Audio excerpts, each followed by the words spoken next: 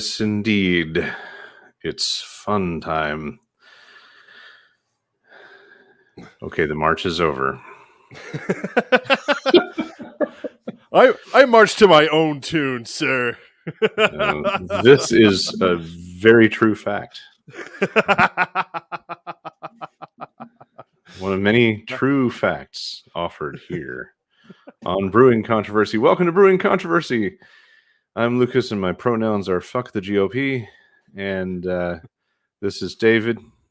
We're coming to you live from Nashville and Grand Rapids. And it's Thursday because you see us here in the interwebs.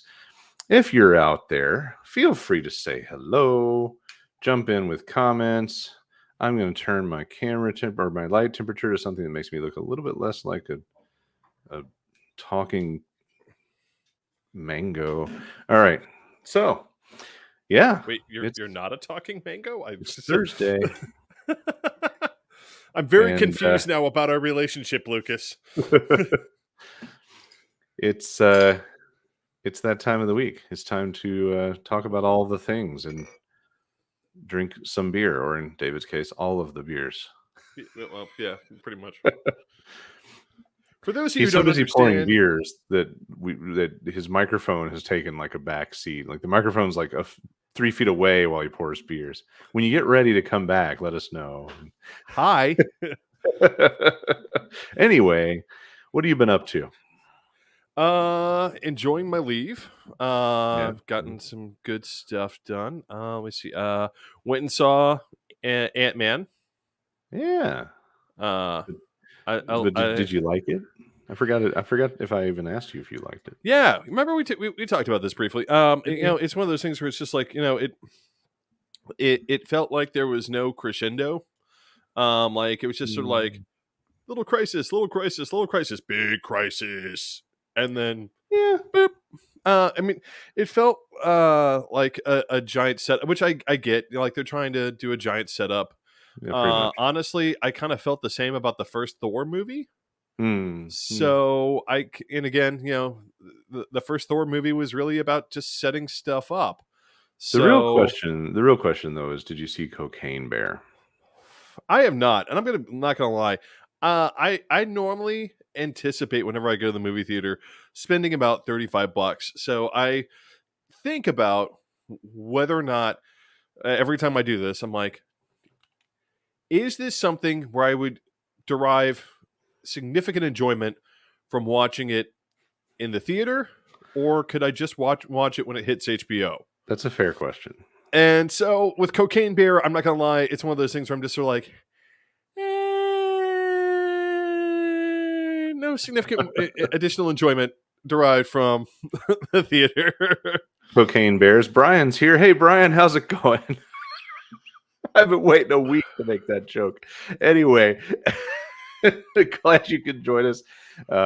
We are glad to be here. Just as Brian did when you pop in, feel free to say hi.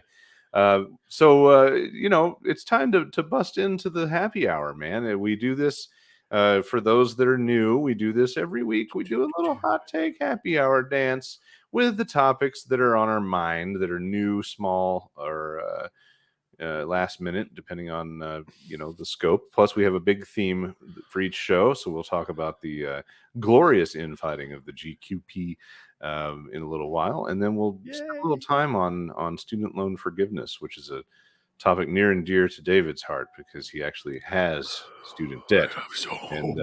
I usually defer to his thoughts on that subject. I dropped out without debt before debt could happen, and was fortunate enough to aim low. I went all the way to law school and graduated law school. Yes, cue the cash register sound effects. Oh, so what's going on in the world today? So I've got the first one on the happy hour hot takes. So I've been okay. My first news dose of the day is NPR. I fire up my NPR One app, and now that I'm on my alternating schedule of being more healthy and trying to be a little fitter, Monday, Wednesday, and Friday I take a walk while I listen to my NPR, and Tuesday and Thursday I lift some moderate dumbbell weights here in the office before I sit down, or actually I end up going and making breakfast after.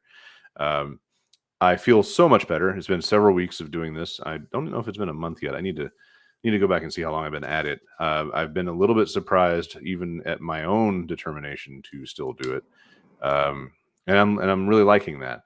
And there are noticeable like differences in how I feel, like physically. Like if I lean my arm up, I'm like, oh, ah, you know, and and then just feeling more awake and engaged because the walk really gets things rolling. We're talking about between 8 and 9 a.m. So it's a good brisk morning walk. With the weather, I've done some on the treadmill. During that period of time, I hit my play button, and NPR One has learned me very well.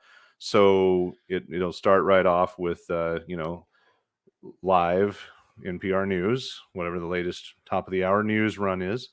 And then you'll get the with Michigan radio news, and you get that guy, and they do a few of the Michigan headlines, and then you get into the up first program, which is usually 3 to 5 minutes per story, 3 main stories of the day. Repeatedly, these NPR news listening sessions have been feeding me tidbits of what Michigan State is doing in their bullshit security theater in the wake of their shooting. And I'm walking, or I'm in the middle of some dumbbell shit, and I'm getting more angry by listening to stupid shit, so it helps fuel the rage and keep the exercise going. But everything I've heard from what they're doing is a bunch of placating garbage. They had a shooting. It was in the evening. It was a guy that was not connected to the campus. It's a big deal and a big problem, and everybody in Michigan is all sad about it. And some people that never thought they gave a shit are all of a sudden sporting all kinds of college goods to show their support, shirts, bumper stickers, whatever. And all that's fine. Whatever. That's fine. That's normal. What makes no sense is the stuff they're doing, because at the end of the day, all of this is just window dressing. It's the guns, stupid. And that's where the energy needs to be. So they're going to require key card access by current students, faculty, and staff from 6 p.m. to 7:30 a.m. when doors will be locked. They didn't already do that? Well, no, apparently not. But like, okay, so the next guy comes in at lunchtime. Like I don't, and yeah, but I mean that kind of shocks me. When I was in undergrad, 20 some odd years ago. I had to have a key card, and I would be locked out of places where I wouldn't be. Like, for instance, if you were a physics student, right, you could access the science building after hours, but that was keyed to your card. Was this like in your student ID card somehow? Yeah. Okay. To access your dorm, you had to have your key card. You could not access someone else's dorm after hours, right? Yeah, well, apparently this is a new thing, but still, it doesn't, like, these are the so typical reaction of usually education sector, but definitely America in general. What stupid security shit can we do that treats this one symptom of this one occurrence of a major disease? Expanded security camera coverage. There are currently more than 2,000 cameras on campus. Like, that's a lot of cameras. I don't understand the difference more is going to make. Active violence training. Well, most of the people that are college students now have been beaten to death with active violence training if they went to a school. The only people that haven't had active violence training are the homeschool people. And given their future impacts on negative progress for society and dysfunctional relationships, I'm going to let them fend for themselves. Anyway. No, I mean, I imagine most of them have had, which is mostly mom screaming at them to go hide under the bed while daddy finishes his beer. Yeah. Right. Yeah. Or Jack.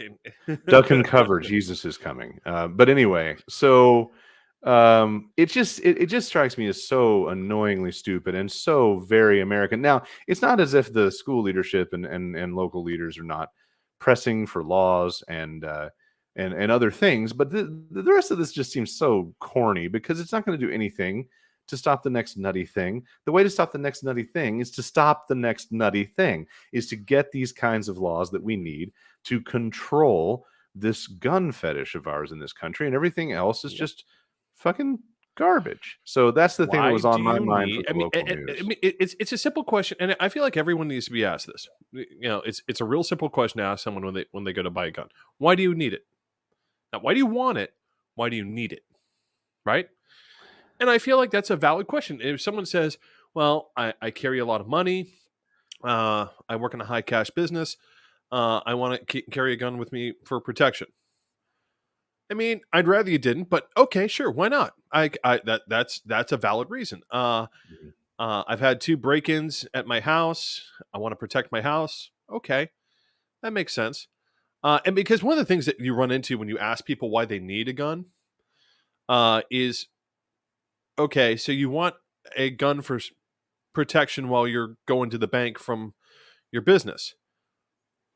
Is an AR-15 the sensible weapon to be toting around? And the answer is, of course, Oh, no. of course not. For your house, right? Do you need a street sweeper to protect your house? No, you don't. Brian says, "Is wanting one enough? I like shooting shit." Which, as a hobby and man stuff or whatever the deal is, sure, okay, fine. Let's Here's the have thing: that conversation too, eh, because there are that's the also thing. Like there the are. thing about I want to hobbies, point this you don't have to about the. have a hobby urgently. So I want to point this out about the shooting shit. Germany, Japan, Australia, lots of other places. You know what? Those guys like shooting shit too. And you want to know what they do? They store their weapon in Japan, especially. They store their weapon at the shooting range, at the Hmm. gun club, right? So that if they want to go just pull off some rounds and plink some cans or do something like that, they can do that, and they can do it in a safe space where they're not going to hurt anyone, and where people around them know what they're doing. But And David, on the flip side, that AR-15 is not at their house but David, for their kid to take with them to school. where's the fun in that, David? You can't show it off to the boys after your third six pack. Those pesky no drinking laws and rules at the shooting range. Anyway, we have an illness in this country with our obsession with firearms, and I think this guy did this shit with like 2 handguns. So the argument that we typically make around here about handguns are more reasonable. What's not reasonable is the ridiculous volume of magazines that he was apparently carrying. He was armed to go nuts, and you know, I go back to the same thing that none of these fucking conservatives want to hear from me, which is tracking, geofenced tracking. Because in certain locations, if you saw more than 1 dot, and this doesn't even have to be active, this could just be automated fucking algorithmic shit. In Vegas, if we had what I want, which is wireless over the air tracking, then the ATF would have gotten all sorts of little lights flashing on a console somewhere when multiple dots clustered started moving into a hotel. That would be a computer going, "Oh, wait, that's a geofence public location with a high floor, and that's umpteen fucking firearms clustered on the map. Bring map up live in front of agent, ring phones." That's all. So 2 guns together, making their way onto campus. Red alert. That's all I'm asking. But the fucking bubbas are convinced that if we can look at a dot on a map, then the man can more easily come for them, as opposed to the surgical aerial Without ever strike. asking why the man is coming for them. They never want to answer that question. Yeah. You're constantly you're the same group. It's the same group of people who are like, well, they need to stop resisting the police. And okay, so you're a friend of law enforcement. As long And as it your agrees argument with is, their well, race. if they weren't doing anything wrong, why don't they want to answer questions? Why don't they want to do? Well, hey, if you're not doing anything wrong with your gun, why do you mind if law enforcement tracks it? Bingo. Yeah. So Which isn't. anyway, Oh, it's all you part of the like the same. laws being enforced on black people? That Right. Right. I'm so silly of me. It's Why all along couldn't those I same see that lines. difference? Tell us about Moscow, David. Oh, so Attorney General Garland showed up on Capitol Hill yesterday for the Senate Judiciary Committee. And boy, did the Republicans on that committee have something to say. Uh, it was a wide ranging discussion, mostly them trying to go for their latest hits. Somehow Biden has weakened the border, which he hasn't. All these sorts of these myths. It's like, um, has Biden drawn down the number of border security agents? No. Has he given free? My I mean, favorite thing about this weaker border, more immigration. I actually came up with a redneck friendly analogy for this. It's like the door on your trailer, and you just got a door with the little three diamonds and a fucking angle, fucking door. And you open the door in the summer, and a bunch of fucking flies get in. So you go to Home Depot, no, Ace Hardware, and no, True Value. You go to your True Value. You go to True Value and you get you a screen door and you put it up. And now all the flies are sitting on the fucking screen. And you're still trying to make an argument that they're in your trailer. That is what's going on with these fucking people.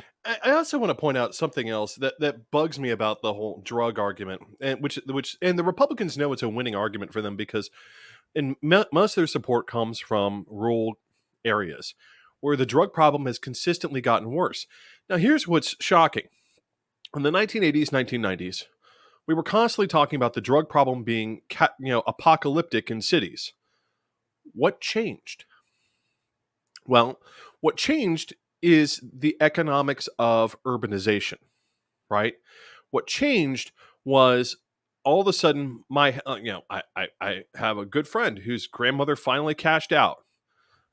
She had a house across from my law school, and as Belmont continued to expand and expand and expand and expand, she held on to that thing. She's like, no, not taking that number, not taking that. They got up to $1 million. I think you can do better than that. I don't know what she finally cashed out for. I know it was for significantly better than $1 million. For quite frankly, not too nice of a house. No offense to her. She's a very nice lady. But I mean, it's an old house in what used to be a blue collar community. What changed about drugs in urban America was that the economy got better, the jobs got better, the pay got better, and the impetus for people to have that level of need for escapism declined significantly. Well, and the population that traded out was all of a sudden seen as okay with their drugs. Oh yeah, I mean, like cocaine and stuff like that. And white people that are well off doing drugs, man, they'll be all right. Black folks doing drugs, well, but poor white. The issue has been poor whites in these rural communities. Yeah, and if you're looking for what's going wrong in these rural communities, is you keep on trying to say, well, we've cut taxes down to the bone. The school, like the teachers, haven't been, are being paid less than a poverty wage, and we even have them on part time. We shut down the school, the county library.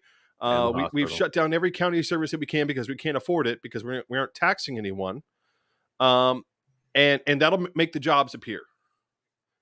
Well, of course, it doesn't make the jobs appear. The economics, the fiction that is the fringe fiction that is trickle down economics has not brought jobs to these areas. The fundamental economics that rural America relied on no longer applies. And instead of getting on the train of, oh, well, what we need is more infrastructure. We need to be a link between urban areas. We need to leverage what we have. One of my, there's this example from Pennsylvania that always got me mad. And it was this town in Pennsylvania where Ticonderoga pencils used to be.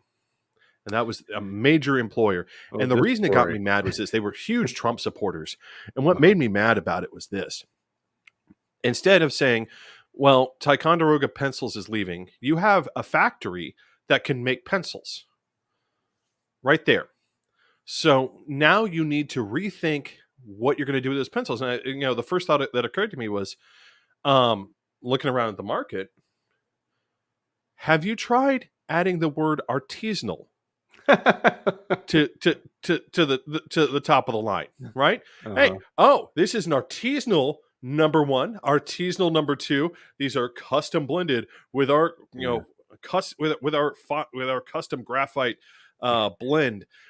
Like the basics of corners, right? The basics of, okay, we need to repitch this differently and find a way to put our people back to work.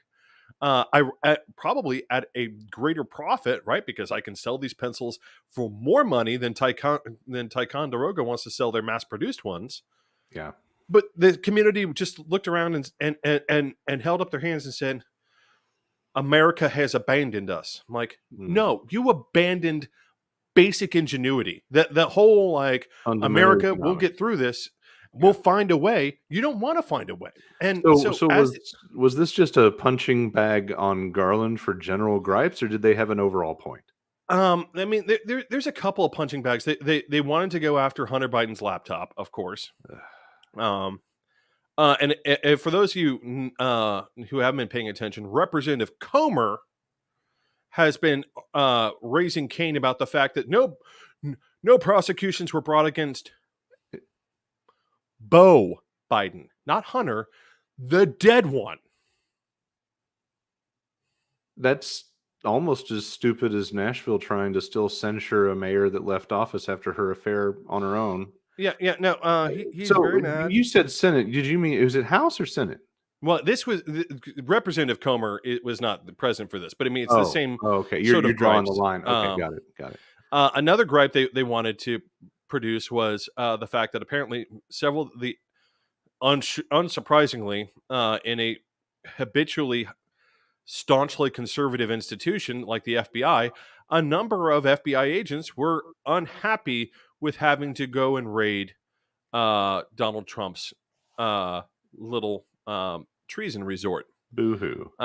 And they're like, well, why did you? And Garland's sitting there going, because they don't make the decision, I do, and this is what was required.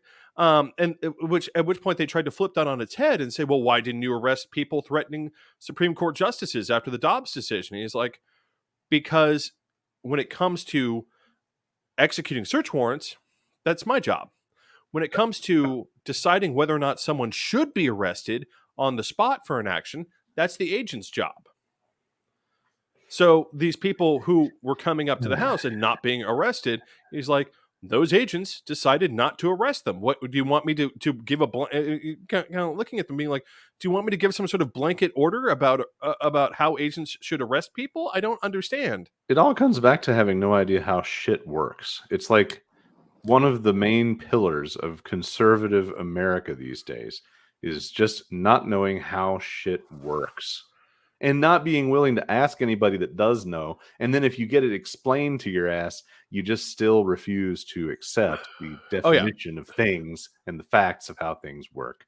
Well, and MTG kind of proved that the other day. She tried to photobomb the Georgia Secretary of State's. I saw that. I little just saw meeting, a report about that. Tens of thousands of dead people voted. No, four. And he's like, no, four did. Four people. Yeah, who were dead. We record votes for four people. They seem to think that erroneous dead voter names, which do get caught and removed from the count, they seem to think they operate like fleas. You know, the old country saying, like, there's never just one flea. They seem to think that if there are four fleas, then there are going to be more fleas by that logic of insects, when in reality, you know, Brian, and then fucker Carlson throws his confused face on TV. Why don't we're going to talk about we're waiting for the Dominion Fox thing to develop further. But when we get to it, hopefully next week, it's going to be a laundry list. Let that shit get good and ripe. Olivia asked, did you guys see the letter Oh Hoffman yeah. sent to Mayor Pete telling him he needed to oversee some rail safety agency? The They're definitely NTSB, the not part National of. Transit Safety Board, is not part of the Department of Transportation. It's not. They seem to that's- they've had this imaginary notion in their head that uh, the transportation secretary is like the day-to-day micromanaging boss of all airline yeah. and rail. I want to have like. Can we put Elaine Chao on the stand? You know, McConnell's wife that Trump put in as transportation secretary. Yeah, Can yeah. we put her up? Let's ask her Can we about her have? decisions that much more Yeah. directly affect what we're dealing with right now. Let's have a conversation with Elaine Chao, huh?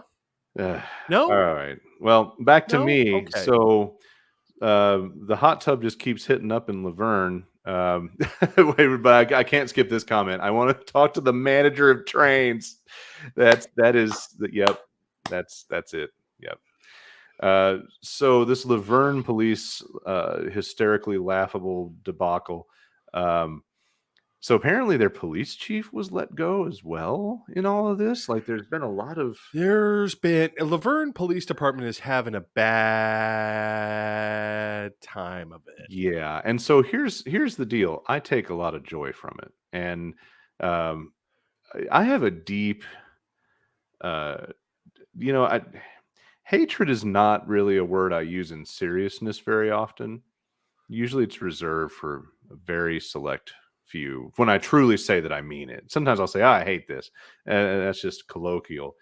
But a deep, true, seething hatred for Laverne. That's it. That's the tweet, period. Laverne. All of it. All of it. Every square inch of that fucking shithole of corrupt fucking shit. Absolutely hate the place. I know plenty of people that are unfortunately stuck within the city limits, and I feel for them. And they'll mostly tell you the same fucking thing. It's a fucking Laverne, Mount shithole. Juliet on meth. Yeah. So Laverne, my whole lifetime, was regarded as a corrupt shithole.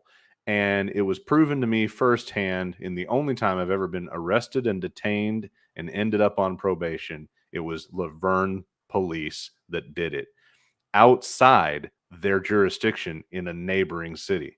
There are 1,000 things I know now that if my dumb 20-something ass had known then, I might have had a different experience, but I didn't know a lot of things that I know now. But that was the thing that makes me enjoy anything going wrong in Laverne. Now, it's not popular when I say I don't give a fuck about the rest of this. I don't give a fuck about the officer chick. I don't care if she was in on it, if she was a victim. I don't care if the corruption she's came bringing from the suit top. now. I don't care what's wrong, just as long as it's Oh. wrong and it's fucking Laverne. Oh, one of my classmates is actually handling her suit. Oh, that's neat. Yeah. So I got in some shit in the personal realm of Facebook for suggesting that it's very convenient that she would come up with this story that she's a victim here several Oh no, weeks in. there's two stories. Oh, see, now I mean, I'm not entirely up to date on all the yeah. newest. So there's two bits. One is another female officer complaining about sexual harassment in Laverne. To which I would say, oh, really? The sky is also blue. Right. Like if any typical police corruption that already exists on the whole in general in the profession can exist, it is acute in Laverne. So it's a sexist place to work. No fucking shit. The other suit is against the department and also against some media outlets for how they handled her photo, her evidence, because again, she's become, this meme. Yeah, right. That and her, her very clearly, very obviously, her reputation is kind of ruined. Like anytime she meets anyone anywhere from now on, you can be like, oh yeah, right. You're the girl from Blacked Cop Edition, right? Anyway, so look, I don't really buy this and everybody thinks I'm a monster for doubting this because you're supposed to wholesale believe every fucking thing everybody says. No, I mean, here's the File thing, and Lucas. truth be damned. I think the problem is that when one of the things that when you run into these situations, when these situations arise, and you, for instance, the other day someone posted a video of a guy literally minding his own business and then being accused of sexual harassment, literally doing nothing. See, and the thing is, okay, that does happen, and we need to be aware of it. I think the problem is that you run into these situations like the sexual harassment allegation, the sexual assault allegations against the founder of CPAC, right? It's one of those things of, okay, so the facts, as we would say in law, the totality of the circumstances currently in front of me lend some credence to the fact that this might be an issue. Yeah. So I think one of the things that you do sometimes, Lucas, is you don't take, again, that totality of the circumstances and say, one of these is more believable than the other. This woman over here, who has no relationship to this man on the street and is obviously having some sort of psycho Karen moment, right, is different than this person over here who works in a profession, as Olivia points out, with 40% rate, spousal abuse, a department which has already proven the fact that the lines between professionalism and sexual conduct are blurred, would be a generous way of describing it. This totality of the circumstances lends credence to the fact that, okay, maybe there's something else going on here. And maybe we need to look at this in a different light. We'll get through all the details as the case unfolds, because it's going to go a lot of places, and we'll be back here talking about it, I'm sure. But my initial impressions are that's an interesting thing to bring up now. My other impression is, how dumb will they hire in cop profession? Because my favorite is always the Hartford, Connecticut case. For those who are hold on. So right there. I don't know, but like, okay, what leads you as a woman that's going to be sensitive to this sort of conduct to wake up and say, I think I want to be a cop in America? I don't think it's about necessarily being what gets sensitive you through the door of the Laverne Police Department, particularly. Acting surprised that you ran into this culture just doesn't work for me. I don't think it's about being particularly sensitive. One doesn't have to be sensitive to be affected by it, right? What's a good example that I can think of? Wagner recruits, right? Those poor sons of bitches who are, in many cases, convicted murderers, rapists, etc., being pulled out of Russian prisons and being tossed as human cannon fodder at the Ukrainian lines. Just because that guy is, predisposed to violence, the people who are coming back off the lines are fucked up. Mm-hmm. Because you just walked into a wall of death and saw everyone around you die, and now you're being you somehow survived your 6 months and now have your pardon. Right. You're probably still an asshat, and you're probably still not a good person and probably still belong in prison. Especially when it's Russia. I mean, what does it take to actually be convicted of rape in Russia? I mean, do you have to sever the head of your victim and wear it as a hat? I don't. I mean, we're talking about literally commit the crime on the courthouse steps or something. It's pretty bad. But I mean, the thing is, that's a desperation situation, David. That's saying, well, you can have prison or possible death on the battlefield. Yeah, but what I'm saying is that these are people who would be predisposed. That's an example of people who would be someone who'd be predisposed to violence, accustomed and familiar with violence, but levels of violence still affect them. You can say, I'm, a badass bitch. Sexual harassment doesn't bother me. In fact, I may join the boys in some sexual harassment to fit in. But then when it's directed at you in a repeated and constant manner, right? In a way that gets increasingly hostile, increasingly aggressive, I can definitely see a woman being like, I mean, I was okay with this before, but now I am. All right, Yeah. Olivia, I'm going to say this. Nobody expects to encounter that conduct in a professional setting. You are Except the right. police In an locker ideal room. world, you should be correct. Yeah. Women should not expect that, and it's wrong that In an that ideal it does. world. And in reality, however, and you know, the especially dealing with uh, you know, Trump business suit types. I was watching a clip the other day, and some scummy New York entrepreneur was trying to make the case that everything women do all the time is sexual. And it's like, no, again, he started quizzing this woman, like, "Well, you put on makeup. Aren't you trying to look sexy for me?" And she's like, "No, I put on like the concept to some of these guys." No matter how hard you try and beat it into them, is that everything a woman does is somehow provoking them. That's why right wing evangelicals have this constant vision of women being temptresses, because not the women being unable to control themselves. Right. Right.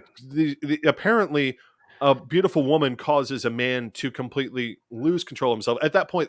And the cool thing is, at that point, they no longer have to be responsible for themselves or their own actions. It's always someone else's fault. Well, my net Um, observation here cool. as a personal triumph, I get to win no matter what on this Laverne story, because if she really somehow went in there with doe-eyed innocence and somehow took the job in that particular department, completely oblivious to what she was going to face, and was corrupted and pushed into things, then the department gets to go down. And if instead she's blowing it all out of proportion and feeding us a line to try to deflect the blame from herself, I still personally get to be vindicated about my insistence that we all sit back and wait and let shit get heard and then make I want to decisions. point something out. This being Tennessee, if they did have that culture, I'm sure the governor has a whole chest full of medals to give them. Also Because true. that leads us to our next topic. Looked cute, may outlaw later. See, today, as of today, our beloved HVAC salesman governor has decided to outlaw drag shows. And just to be clear, they didn't outright outlaw drag shows. They basically declared them all obscene, and they may not be performed anywhere where a child may view the drag show. And they've made it intentionally vague Is it so that drag it gives show? Is it actually like no, it's not just show? drag show. Just any performance in drag, any So they're uh, basically just getting person in their drag. fever dream wish of getting rid of Drag Queen Story Hour, but literally the rest of the rules have still stayed the same. Rocky Horror is still, I think, a No. PG-13 Well, but that's the show. thing. It's questionable Um, because the law is written to be so vague about the child may view. well, Right. right, So right. let's say they decide to do Rocky Horror Picture Show at TPAC. Well, a child may walk into that show, Well, it right? depends. If they turn everything into Exactly, 18 and and it up, makes it so vague. And first of all, this law is going to be struck down almost immediately because it's so yeah. freaking vague that no one knows what to do with it. Because again, what happens in that situation? What happens is if I have on one side of the Tennessee Performing Arts Center, I have Peter Rabbit playing, a Yeah, performance of Peter Rabbit. On the other right. side, I have Rocky Horror Picture Show, right? Well, a child may wander into the Rocky Horror Picture Show. So, do we arrest the performers for that? I mean, it doesn't make any sense. I like The other Olivia's thing, point about like why do these people think this stuff is intended for children? And I think it's all about Drag Queen Story Hour. It a bunch of drag performers decided to try to do something good for their community and help kids want to read and be knowledgeable, which of course is not really what the right wing wants.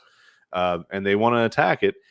And I think this will drive more things to be 18 and up in some ways. They most of them already were. I mean, for fuck's sake, you can't go to a burlesque show if you're fucking 5 years old. And no, it's just once again looking for a problem. And I like this something protest too much. yeah, Exactly. and I want to point this out because what it's trying to do is it's trying to say not only for shows, but like again, like if someone wanted to dress up in drag and just walk down the street, right? Right. And I want to give an example of that because certain people have enjoyed that, right? Lucas, do do we have a? There is somebody who's enjoyed that. Oh, look, that's the guy who just signed the law banning drag. In fact, he's obviously someplace where children can view him because it looks like he's at a school event. Yeah, Mhm. yeah. I That would that like to that's the point governor. out, well, there's a lot going on here, if we're honest, but I would like to point out two things. One, he wasn't secure enough to not still wear little booty shorts. Couldn't just, be a real woman about it and wear some tiny little like tidy whities. Or in his case, G-string panties would have contained everything. And then the other factoid is this is drag across the board. There's a lady there dressed as a man, and appears to be more couples doing the same thing. And it's just all fun and games as long as it's your shit heel Tennessee rural dirt football field fucking school and a bunch of white people, whatever the fuck this fucking thing was that he was doing that he won't address and hasn't had anything to say No, about he's other basically than just just keeps on blowing it laughing. off. Oh well, that these two things are completely separate. It's like no, no, they really aren't. It's fine when you all do it. It was the only problem that you had with it was when you decided to invent a problem and when Right. uh, uh, people started doing this in a way that was not overtly funny for you. That's the real issue was when it was just comical and you could laugh at them in their imagined inferiority. Because here's the thing. It's one thing to laugh at some types of comedy. It's one thing to laugh at the unexpected or the obviously hilarious. Hmm. That's what I think most people were laughing at when they saw Monty Python in drag. When you see Hugh Laurie in drag, he's doing it to be funny because it's unexpected. Um, what these people were laughing at was laughing down at people. Look at how inferior you are. Um, and that's the reality. And when it's no longer about inferiority, right? Right. Now they have a problem with it. Oh shit! Now These it's upsetting. this drag queen story hour is a positive thing. We can't allow that. It's no longer a point and laugh. It's a oh shit! They're doing something good. We better fix it. Yeah, I like this No, Olivia, furry story we hour. are not. No, no, that is a realm of no. I don't We are know. not doing furry story Furry hours. That story hour in the school. That would give them a whole brand new level of freaking out. woo Speaking boy. of levels of freaking out, David, take us home on the happy hour with the Florida GOP. So He on the was listing lead all this in, shit off to me before the show, and I almost lost count on all the like hypocritical, stupid, so ignorant, dumbass things. I'm going to hit three big points, and it's going to lead us into our main topic here. The Florida legislature has been very busy this week. First off, they have confirmed DeSantis's appointments to the new school district, not school district, development district. I think they're calling it a tourism district. So what? For those of you who are unaware, Disney had a special administrative district Hmm. over Disney World and the surrounding area because Disney was doing all the development. And so they said, well, we, Disney, will take over paying for everything in this area, right? We pay for the fire department, we'll pay for the police. We'll have a special property tax for our stuff because all of this in this entire area is all ours. So we'll pay you a slightly lower tax, but we'll also make that lower property tax rate available to the few people actually living in the immediate area. Yeah, Brian, the Reedy Creek Development Area is what it was called. They also paid for all the sewer systems, everything else. Well, a few months ago, for those of you who might have been living under a rock, Florida passed this bill where basically teachers are not allowed to mention anything that could be remotely construed as relating to homosexuality in the classroom, at least until grade 3. So God forbid that Timmy has two daddies. Uh, we can't talk about that in the classroom. We can't talk about, um, you know, even cute, fun stuff like gay penguins, right? I was about to say Or those gay penguins, swans. they're just fucked. Um, right? We can't even talk about that. So and God forbid any book have anything alluding even slightly to anything resembling gay. That has to be promptly burned, probably on the school lawn. Uh, so Disney got under, people looked at Disney and they said, "You have a lot of pull with the Florida legislature. You should say something about this." And Disney did, and that made DeSatan angry, and so DeSatan removed the development area uh, provision from Disney's ownership. I can't wait until all those things you described, all those government functions you described, start going to shit, and the So, stark difference of oh, it's gonna be wacko bad. Republican governance or lack thereof, and Oh, what wait, well, was an first of all, the people that independent. he's appointed have are two of them are related to fundamentalist Christian ministries. One is a Moms for Liberty, which, if you're unfamiliar with that other organization, they're the people who like to go around and try and get books banned from libraries, and have librarians prosecuted for saying this is a public library, ma'am, not a Wendy's. Uh, it's uh so the it's a whole cluster, a prominent donor. It's gonna be a real interesting thing, but so they've stripped Disney World of its special development area, um but and that would have been bad enough, except now the Satan is saying, well, we're going to use our control of Disney World to make Disney influence its content decisions. We are going to say that if Disney puts anything up that we don't like, we will punish them, and we will somehow take away Disney World. Right? And it makes no sense because he's gonna. I mean, he would lose. And quite The frankly, funny thing if is, like, they think that they have all this righteous, indignant, nationalist drive to do these things, but they're also, super pro business, and we're gonna get it, we're gonna get into that they're about to because land in the in the territory, the fuck around and find out territory of I challenging mean, those that are very moneyed and very powerful that can defend themselves. I think it's coming to a head. I think he's going to push it to a head, and I think Disney is going to be put is in a bad position on this one. In which, honestly, if I were them, I would have shut down the park entirely. But I'm like, nah, we're done. I have enough money I that I agree. can do this. Yeah, I'm gonna meet you in court about the debt that I incurred from running this development area that you've yep. tried to saddle me with after you took it over. Like, you should Just have walk taken the off. debt too, um, to the tune of $1 billion.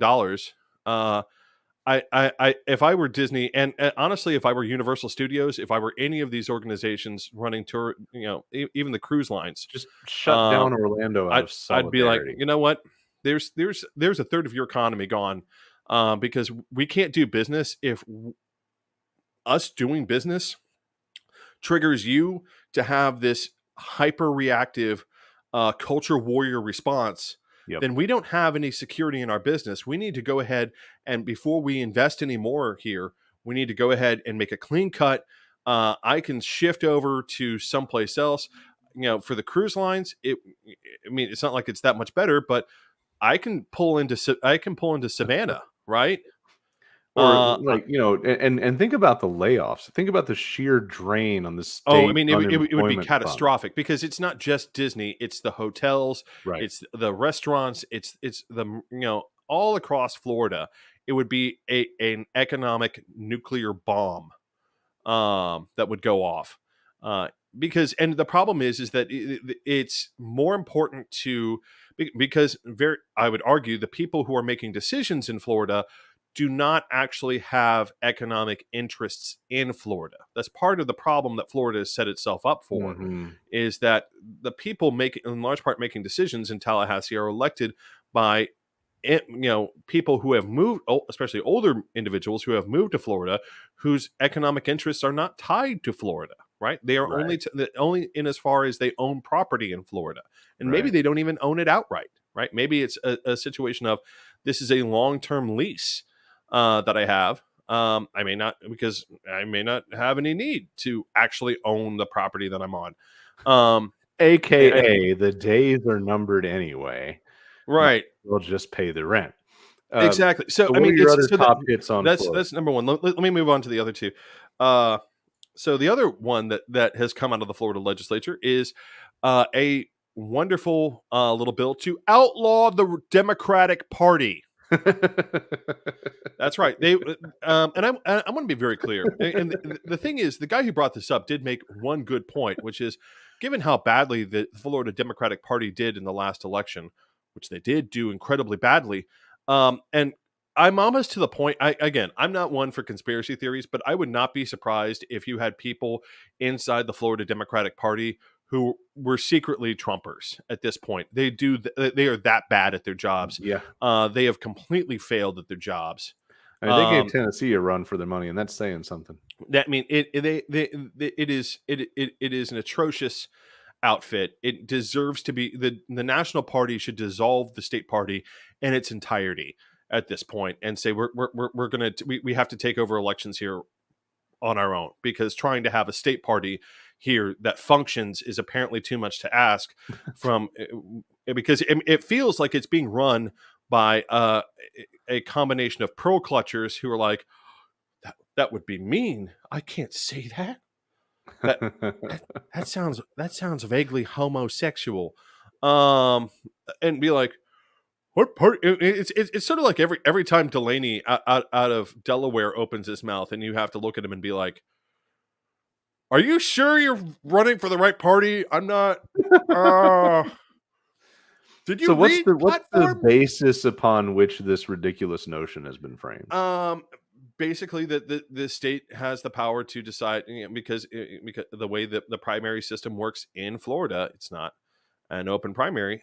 Basically, they can just simply say, well, we will no longer list the Democratic Party as a legitimate political entity in the state of Florida. So that's trying to happen. That doesn't sound fashy at all. No. Did Hitler? Oh, that's right. Hitler did do that. Okay. But but I'm sure it's different this time for Florida. The last thing that I wanted to bring up, which just came up today, because this is brand new, is real fun. Lucas and I, if we were in the state of Florida, and I'm sure if Florida legislators had their way, we'd have to do it anyway, even though neither of us live in Florida. Just everywhere. Just everywhere.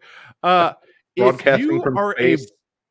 a quote unquote blogger in the state of Florida, you must register with the state.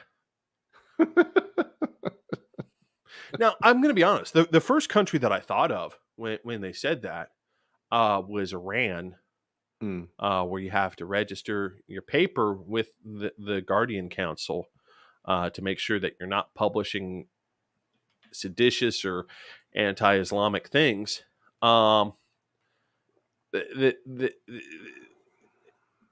This is stupid. I mean, it's literally, and it's so much of this. I want to point out, if you take this to the federal bench is going to look at you and be like, "Huh?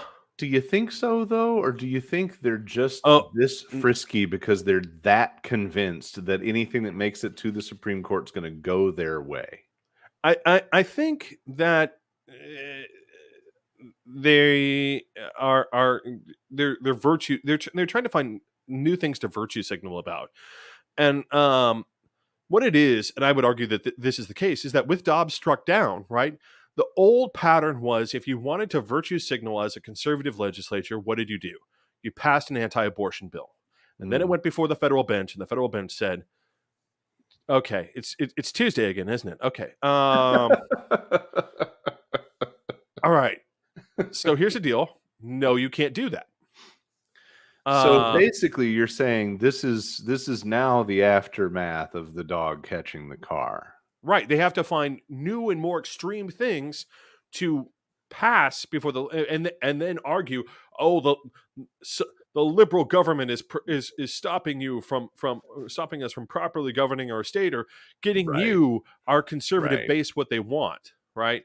And it's increasingly that they have to deliver something, not economically, because God knows that these people aren't expecting that. What they want is to have their egos assuaged, Mhm. and they want to go stig it and see someone stigging it to the libs, and Stick so it to they the constantly libs. have to up it further. I mean, that's why MTG is even a thing, is because she understands that what her voters want is to see her stigging it to the libs. It doesn't matter that she's not going to deliver anything for her district. They're not going to get any new jobs. Things are not going to get better for them.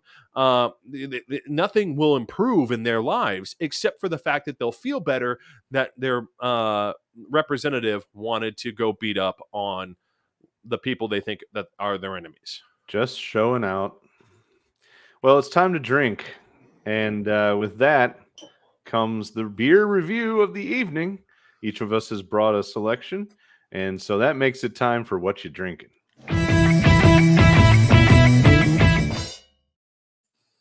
So who goes first? I can pop mine open if you want to get yours poured. I'll go ahead and pour mine. You can Your go. deep, dark, sexy beer you've got there. So Yeah. I was You looking and your around. water. There's something I want to pick up at New Holland, but I haven't been able to get over there because they don't open until 4, and I need to be, the flow needs to be right for me to want to run over there before the show, and I had other errands to do earlier. So while I was out, I went looking in Meyer when I was there to pick up a few other things, just through the beer section, and like, what's new, what's interesting, what catches my eye, and something caught my eye. It's also the lowest alcohol beer I've probably ever had, or definitely ever talked about on this show.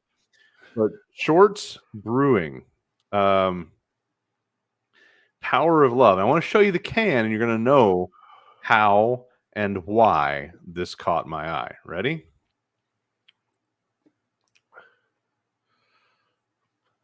I'm walking along, and I see the fucking DeLorean time machine on a beer. And I'm like, why? I don't care what that is. I'm going to buy it and drink it because it's got Huey Lewis references and Back to the Future references. But this is raspberry and rosemary ale blended with lemonade. So it's a shandy. Now I like shandy. I like a shandy or a radler.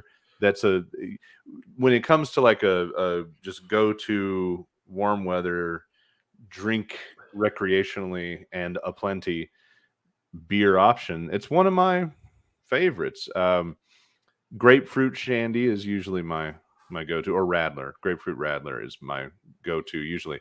But this idea of raspberry rosemary lemonade, that really made me start thinking, I gotta this is not just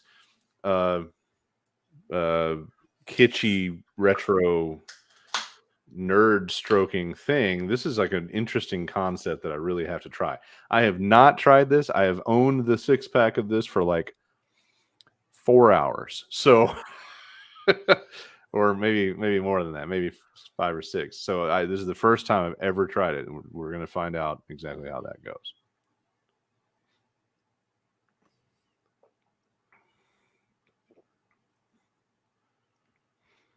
That is bizarrely delicious.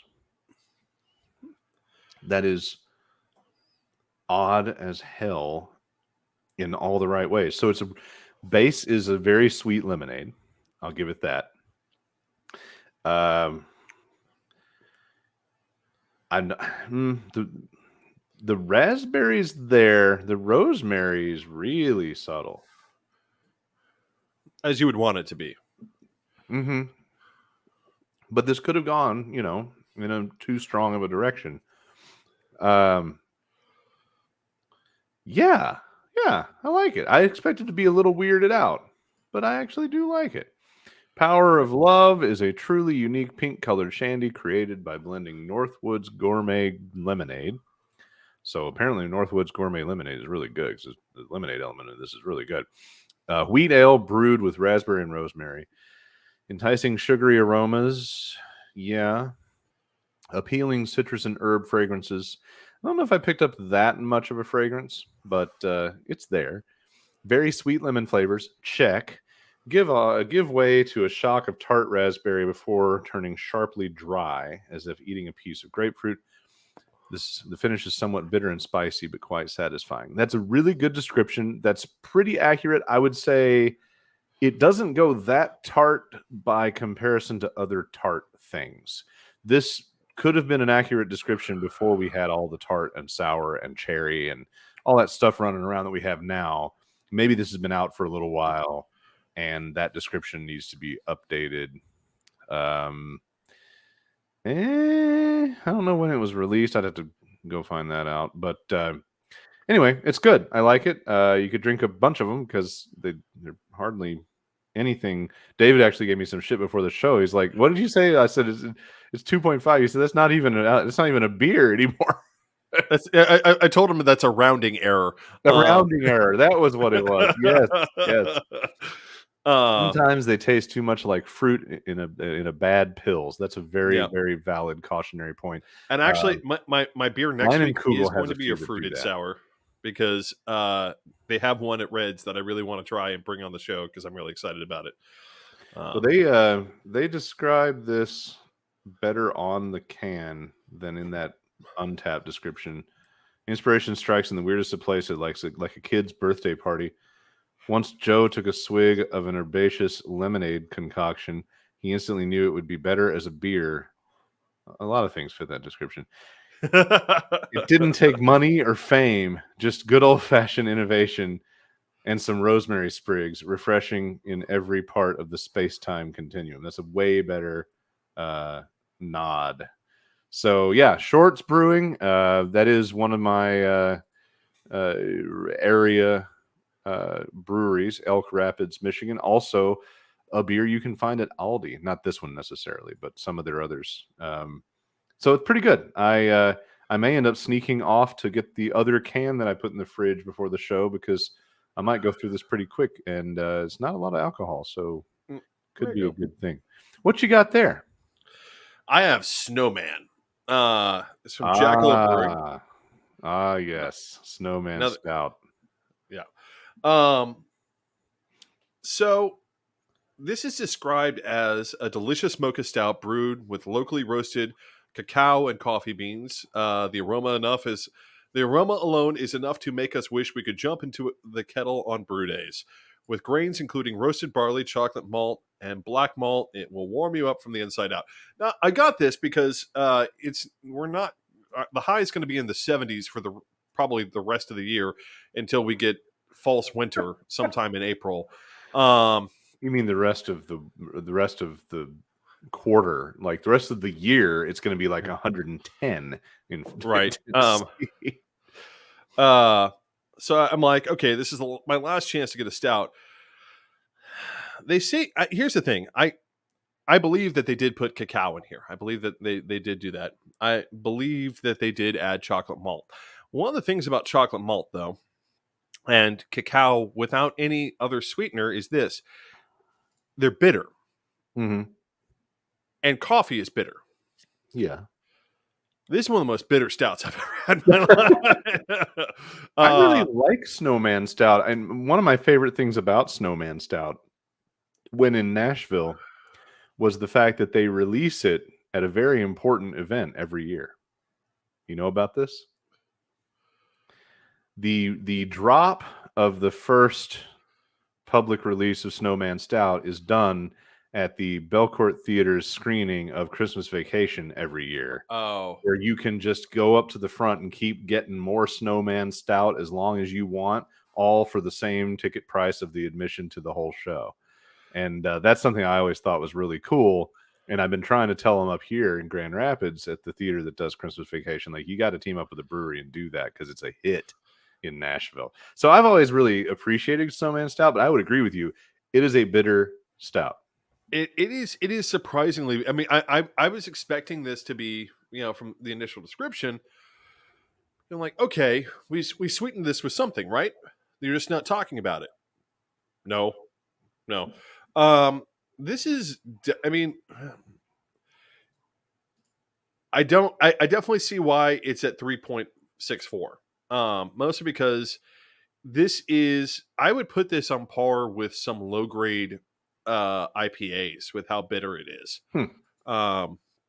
This is. I mean, it's not bad. It's just. It's definitely. I compare it to definitely like drinking black coffee. Is It's about right. Yeah. a lot of the flavor that I'm getting. Uh, And it's kind of, I don't know if it's been around the whole time from Jackalope, but it's one of the OGs. Like it's been a staple beer in the Nashville craft scene for I will as say long as I this: can remember. Yazoo used to make a beer similar to this, called Onward Irish Stout. That was a coffee stout, and I remember that. the one thing that they did to it was they did put a mild sweet note in it. Now, I will say this: like when you're taking a sip, the very first flavor that you get is a dark chocolate flavor, but it's immediately crushed over by that coffee. And again, black malt, like I love Schwarzbier. It's one of my favorite styles of beer, bar none. Hmm. It's a wonderful lager. I wish more people would play around with it. And it uses that same black malt, right? That's part of why it ends up being a black beer, even though it's a lager. Hmm. Um, the one thing that when you're playing around with black malt is you got to cut it with something, man. This Um, this is going to be. I mean, I like it, but from what I was expecting and what I thought, when I picked out my beer lineup for this evening, of like, because even though I don't talk, since we just do one per show now, but I still have my lineup of like my flavor yeah. profiles of like stuff I'd like to enjoy during the show. I honestly did not imagine this being. I'm. It's gonna be a very bitter night. Um. So now, I mean, I kind of got to go with the herd on this one. And normally, I'm overly generous with other beers. If I were rating this on Untapped, I'd probably have to give it a 3.5, simply because it's so coffee. It's coffee. I almost feel like they instead of making this a stout, they should have made it a Schwarzbier, Mm. and that would have made it better because it would have lightened it up just a hair from where it's at. Well, it's been around since 2014. I just looked that up. So it has been it's been in the beer memory of the last several years in Nashville for quite a bit of time. And this Power of Love is 2015, which, if I'm not mistaken, that falls on. I wonder if they released it on the date from Back to the Future in 2015. You remember that? They go to Oh, what is it? October 21st, 2015. I wonder if they released that. I'm gonna have to find that out because that would that'd be be fun. super cool.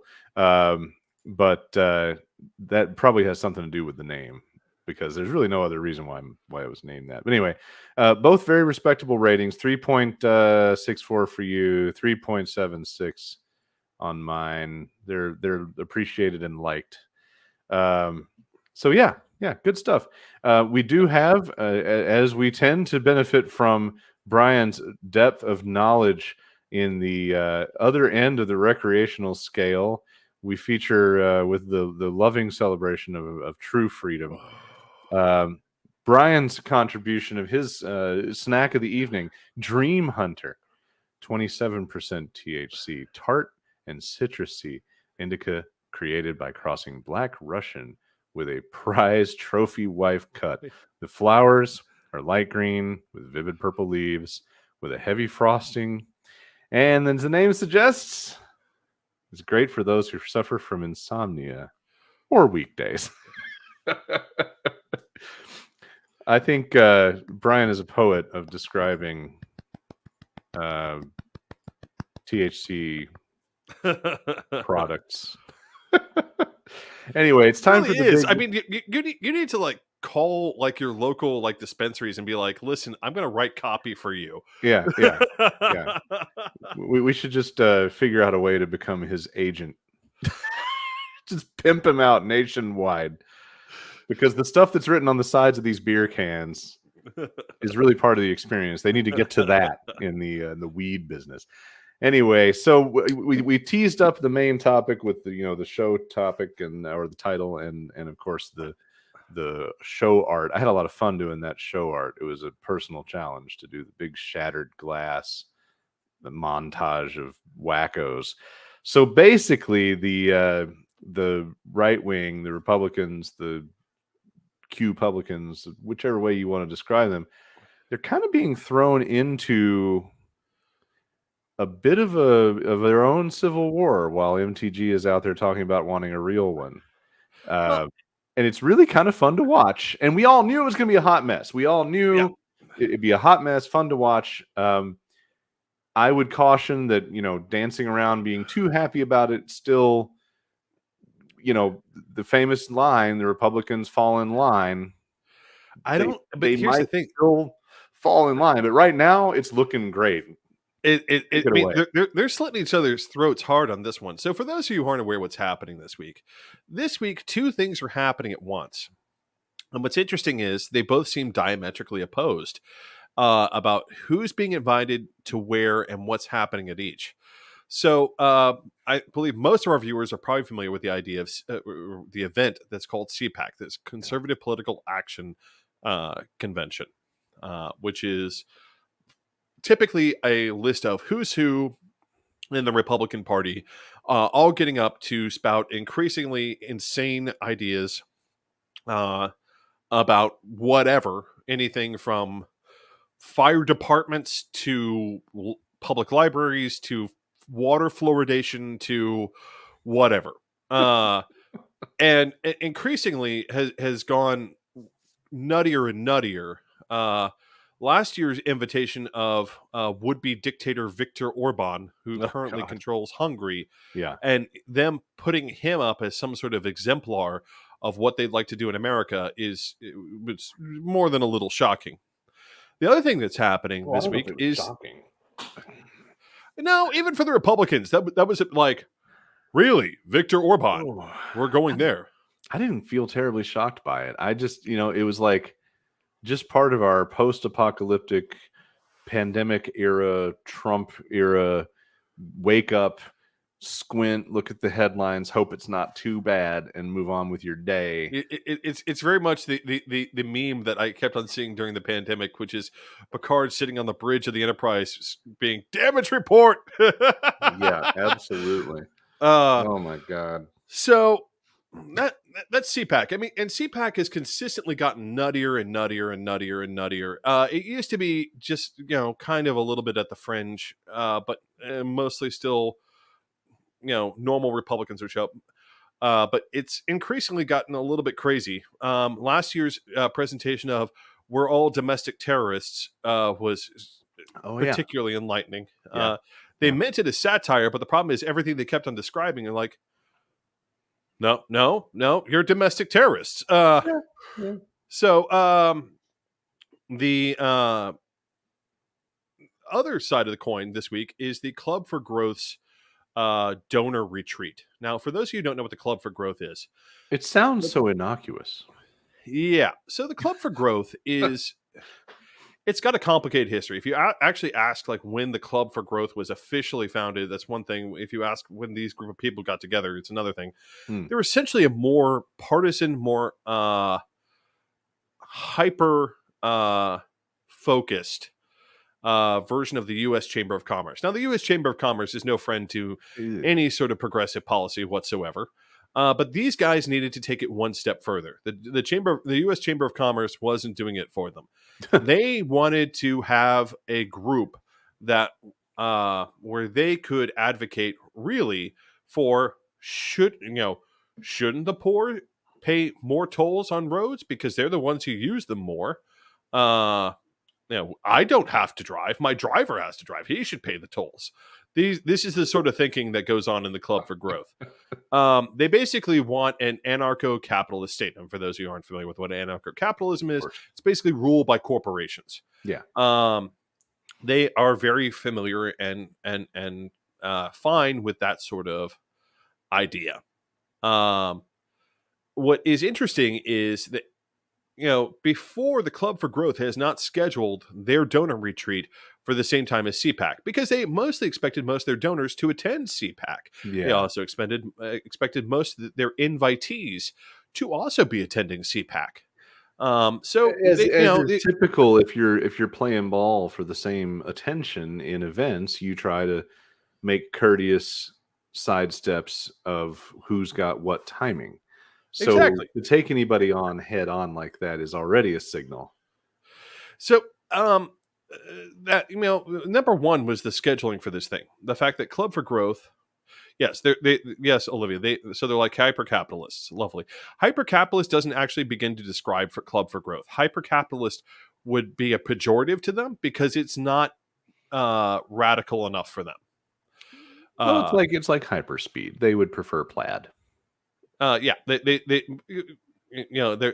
really, really want to have the government. These are people who really like Grover Norquist's statement of, "He like a federal government small enough to drown in a bathtub," which in itself is a scary proposition. And so overlapping timing is an element, but also the invitees. Trump was pointedly not invited to the donor retreat. Now, and to explain to you the importance of this donor retreat for the Club for Growth, CPAC has a lot of grassroots organizers, a lot of people who are going to go out to their local communities and beat the drum for you. They're going to go out to their local wards. They're going to go out to their state parties, and they're going to advocate for you, right? The donor meeting, however, is one where how am I going to afford to run a campaign? Well, I need someone to start setting up political action committees on my behalf because the donor limits are there still. Fuck you, Citizens United. You couldn't bring that one down. So they have to go out and convince these donors to set up political action committees on their behalf to start stumping for them, right? So if you're a presidential candidate, you want to go and meet these guys. You want them to go drop $20 million down, $5 million, however much money they're going to drop down on a political action committee to start advocating for you, right? To start laying the groundwork for you. The fact that they're doing this at the same time as CPAC and that Trump wasn't invited is really super interesting. And who else was? I didn't get the final tally. Were all the other, I think you mentioned Pence, Haley, and DeSantis were all invited. Yeah. And those are right now the three people who people are looking at as likely contenders in the primary, right? DeSantis, Haley's already announced. DeSantis has all but announced. Pence, whether or not he's going to run is questionable, but he is getting a lot of pressure. He may just be kind of trying to feel out whether or not he can be a kingmaker in the entire scenario. But the point is, Trump was very pointedly not invited. Right. And this suggests that there's a growing rift in the party between the money and the grassroots. Because, again, if you look at DeSantis, and honestly, like if I'm the money, I'm looking at DeSantis kind of hard, being like, look at what you did to Disney to satisfy your culture warrior status. Are you done there? Or are, me, owner of Home Depot, right? If I run into a problem in New York or Wisconsin or Michigan, where I need to maybe do something actually human, are you going to come after me as being too woke? Right? Are you going to line me up in front of a wall along with fucking Disney, Yeah. Yeah. which is not a woke organization? This is not an organization that is hyper liberal. No. Do they understand where the market is? Yeah, and they understand that the majority of the market doesn't like Nazis. Um, You don't so say. I mean, it's a thing. Um, and I'm wondering how does Satan walks out of this one with like trying to balance that act of, Mm, well, yes, I'm pro business, but yes, you are actively seeing me punish businesses for speaking out against me politically, yeah. or on things that shouldn't be political, but that I've made political. Yeah. Uh, Right. so I mean, it's an interesting thing, but more importantly, And it well, hold signals on this. real quick while we're comparing people. CPAC, I know they had Haley and Trump, I believe. Did they have the whole Rogues Gallery, or was that it? Well, Haley is not at CPAC. I thought I saw a headline that she and Trump were in attendance. I I know I saw thought one plenty of of Trump Love Fest discussion, that it was basically the Trump, Trump is there. whole, The main whole headliner that they're church. looking at this year is Carrie Lake. And for those of you who aren't familiar with that Oh, particular jeez. losing crowd, she ran for governor in the state of Arizona, Mm-hmm. lost. Mm-hmm. Um, and I want to point out the Democrats in Arizona actually helped put her up, right? They encouraged their members to vote for her in the primary because they're like, Yeah. oh yeah, we're gonna beat the hell out of this bitch. Mhm. Which And they is what did. happened. They made sure that the Republicans had only had their most radical option to put up in front of the voters of Arizona, and the voters of Arizona looked at that Republican radical option. They said, no, no. Since then, she has continued to declare that that she is actually governor. She has tried to put together a shadow cabinet. She's tried to sue a bunch of times. She's been laughed out of court a bunch of times. She has, she's wandering the country now, trying to fundraise off of. Well, you're going to help me fight to take my rightful seat as governor of Arizona, and of course, the Arizona court system and the population of Arizona has repeatedly, politely told her to fuck right off. Um, and it's no, she's a nutter, but she likes to the part of that Republican theme, that grassroots theme of somehow we're being cheated of something. Of course. It's Yeah. and I have to say this is a common theme that CPAC likes to present these dueling narratives of actually three-part narrative of one, we are the actual majority, we are super strong, we are defiant, we are winners. Right. And then the second narrative, which is we are victims of something. Somehow, someone more powerful than us keeps on victimizing us, whether it be by calling us to account for our behavior or our bigotry or And whatever with else it is. And then the third part of it is that um, uh, won't you give me money to starting to sound a lot like a to go TV fight these. preacher. It's just an endless array of self contradiction that has become and sore loser status that has become just synonymous with the right. I do have a Disney character who might have something that Carrie Lake could stand to consider. Let it go, bitch. Let it go. But I mean, what this signals that's kind of cool is that there is a big divide happening Yeah. between the people who want to fund campaigns and the people who want to uh, Rabble press rouse. shoe leather for campaigns, and that's a big deal, right?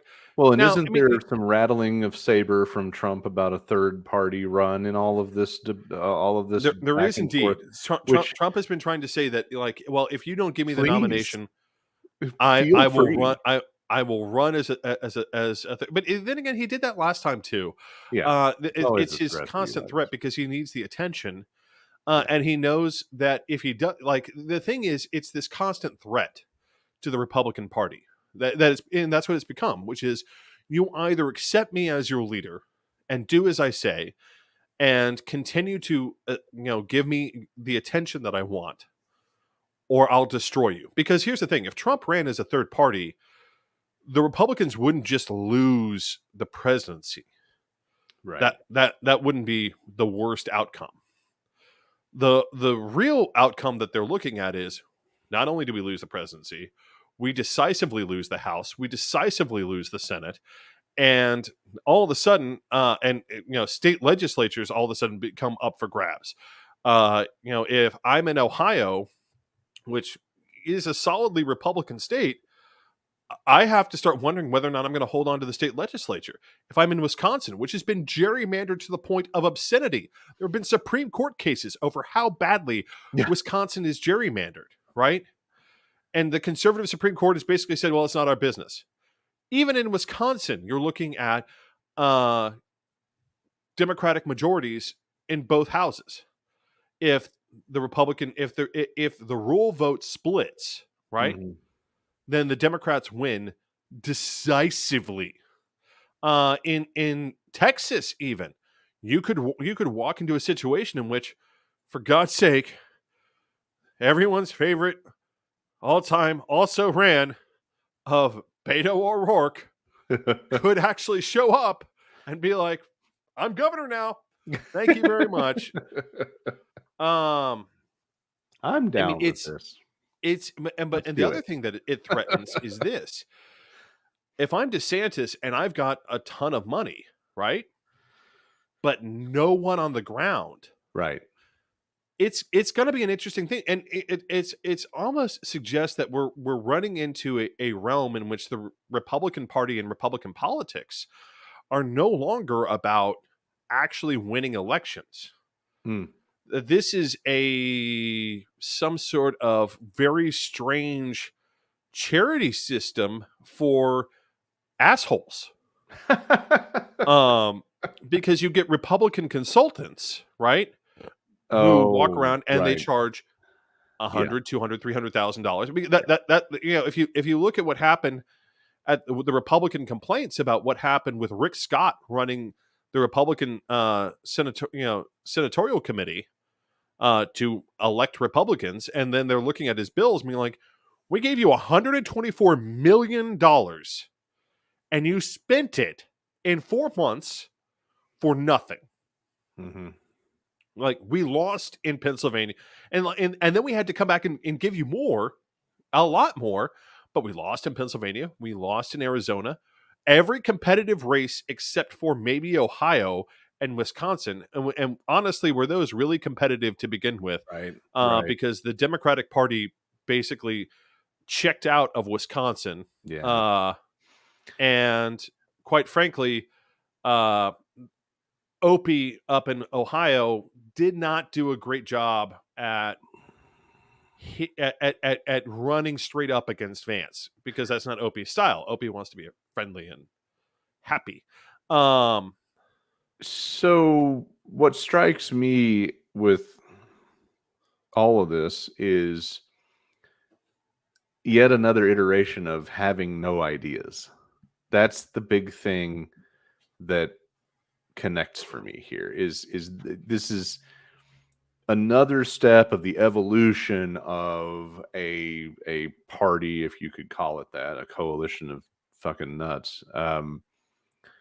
Having no ideas, having nothing to bring to the table, no alternatives, no self-spun visionary concepts that they want to share with anybody. Nothing but a party of no, no, not that either, and no change, and cold dead hand prying for every single fucking thing that ever happens to move us forward as a society. I mean, just the whole 9 yards. This is what you're left with. If you've got no discussion of ideas, you're left with nothing but these nuts and bolts. Emphasis on the nuts. So I don't I don't find it surprising, and I kind of like, when Trump first showed up, I thought, oh my goodness, thank you. The one thing in the world that if he ever could do for all of society would be to fucking destroy the Republican Party from the inside. I didn't think it would take this long, and I'm really tired of waiting on it if it's gonna happen. But like to me, this is just the way it plays out when you don't have any ideas of your own. Well, I mean, it's not just that they don't have ideas. The problem is that they do have one single idea, which is you feel bad, right? Yeah. You feel bad. Um, I'm not going to fix the things that make you feel bad, like the fact that your job sucks. You don't have a union. The union that you have probably kind of sucks. Um, the you know all you have to look forward to is yet more years of backbreaking labor, and then painful death, and then mountains of debt, probably homelessness, maybe depending on your age, maybe not. Um, that's what they offer to the majority of their voters, uh, and Brian's right. They thought they saw daylight by catering to the far right hateful. They are by nature resistant to the inevitable force of entropy. The hatefulness comes from um, it's a self perpetuating cycle of someone's responsible for your pain. It's not the factory owner who hasn't given you a raise while he's bought his second small island in the Caribbean. That's not the problem. Um, the fact that that you can't afford decent health care is not the fault of your state government or anyone else. It is or any particular individual that you voted for the last time because you voted Republican. It's somehow the fault of the people who argued you should have free health care. Mhm. It's this strange reality in which they've managed to deflect the obvious criticism that should be there of what they do, Right. and have instead turned it towards an enemy which they can understand. And the reason they can understand it is because they don't like that in the current iteration of how the Democratic Party works, um, they make them feel bad. Now, how do Democrats make them feel bad? Well, Democrats say, hey, by the way, can you stop calling people the F word because they're gay? That'd be nice. Or black people the N word. Or can you stop cracking jokes about your obviously gay neighbor, or your obviously, transgender neighbor? All these things. The key thing is that they feel bad, right? I would be hard pressed as a white person to say, and I will fully admit it. Have I had racist thoughts?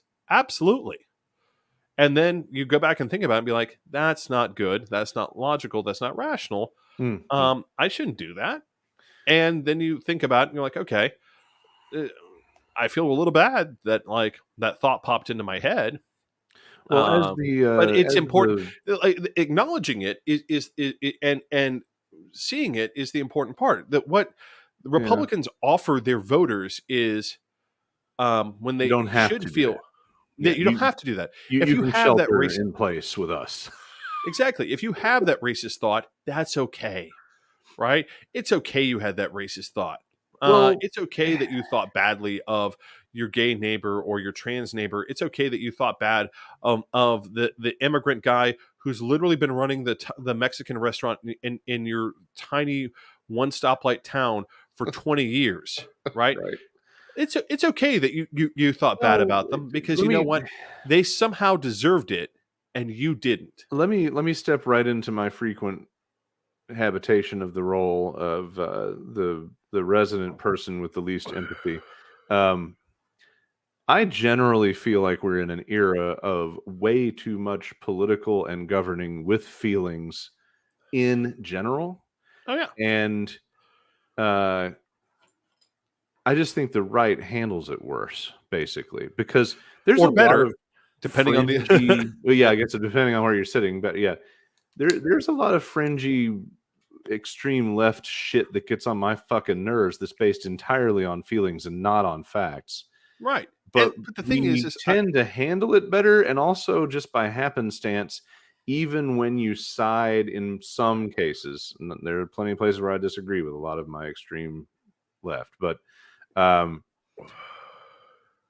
even when we side with our emotional tug on the left, we tend to be on policy tracks that have a net positive gain for society, whereas the other side has a feeling that then becomes a net negative of things like the housing crisis, where, you know, oh, I feel bad that black people moved in, so I'm going to white flight. And then, you know, generations later, surely this won't be a problem. Oh, you know, gentrification explodes and corporate ownership of properties explodes. And all these things, this redlining, all this stuff comes back to us in the now, where we have a whole set of people that were denied generational wealth, a whole set of people that were overly encouraged generational wealth, and the ones that have are punishing the shit out of the have-nots in a free market situation. And now we all and I have want to a point out, housing crisis. capitalism, and this is one of the things that pisses me off when people describe these things. Capitalism is not a free market. If you Well, look real at, quick, let me finish that circle real quick. go for Where it. if you had sided with the left feelings of, damn, don't we all have like a right to have a shot at a home, then we would all have the generational wealth, regardless of color, creed, etc. So usually, yeah, we're way too much governing with feelings on both sides. They're just doing way more of it in way worse outcomes.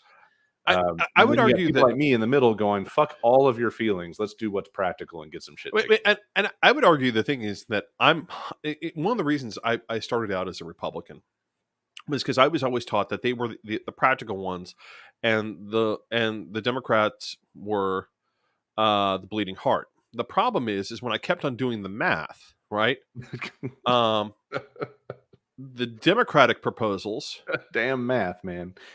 kept on coming out net better than the Republican ones. The Republican ones kept on coming out with, no, there's a lot of downside to this. I mean, it's sort of like unregulated nuclear power, right? Mm. On one hand, nuclear power sounds like a great idea. Unregulated nuclear power, on the other hand, is a bad idea.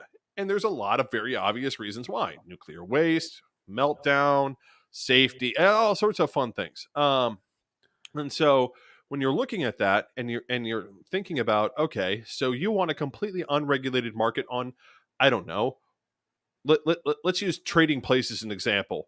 Oranges, orange futures. Thank you, Dan Aykroyd and Eddie Murphy. But in a world in which those are completely unregulated, you're like, but this would cause wild price swings, right? If I'm an orange grower and I lose my shirt and I have to sell my orange orchard, what happens to the orange orchard? Well, then all of a sudden we have a shortfall in oranges.